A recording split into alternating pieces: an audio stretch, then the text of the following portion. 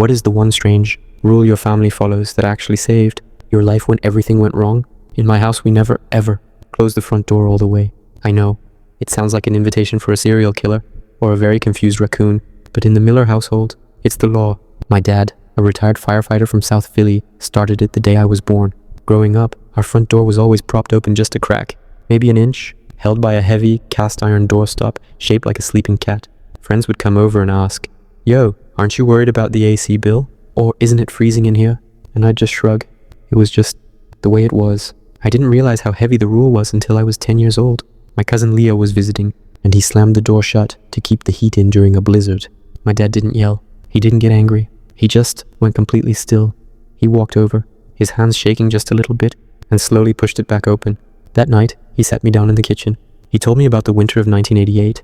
He was a rookie, and he'd responded to a house fire 3 blocks away. A family of 4, trapped. The house was an old Victorian, and the front door had swollen shut from the humidity and the heat of the fire. It was dead-bolted, barred, and sealed. By the time Dad's crew broke through with the axe, it was too late. He looked me in the eye and said, "Miles, a closed door is a wall. An open door is a promise. In this house, we always leave a way out." So that became our thing. Keep the crack open, we'd say. When I left for college at Penn State, my dad didn't give me a long speech about grades or girls. He just handed me a small wooden door wedge he'd carved himself. He whispered, "Don't ever lock yourself in, son." I thought it was just a trauma response, a quirky family scar. Until my junior year, I was living in an off-campus apartment with 3 guys. It was a total dive, old wiring, peeling wallpaper, the works. One night, around 2 in the morning, I woke up to the smell of something sweet and metallic. I looked at my bedroom door. I had used Dad's wooden wedge to keep it propped open, just like always. Because of that small gap, I saw the orange glow, reflecting off the hallway floor, before the smoke even reached the ceiling. A space heater in the living room had sparked. The couch was an absolute fireball. The smoke was thick, black, and toxic. If my door had been shut, I wouldn't have smelled it until the oxygen was gone.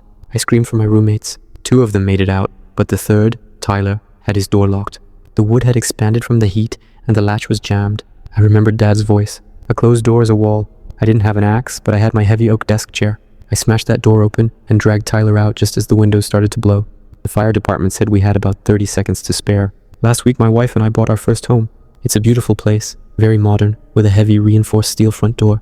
As the mover went to shut it, I instinctively reached out and caught the handle. I placed the old cast iron cat doorstop right in the jamb. My wife looked at me and smiled. She knows the story. She knows that in this family, we don't care about the draft, and we don't care about the weird looks from the neighbors, because we know that sometimes the only thing between you and the end of the world is a 1-inch gap of fresh air.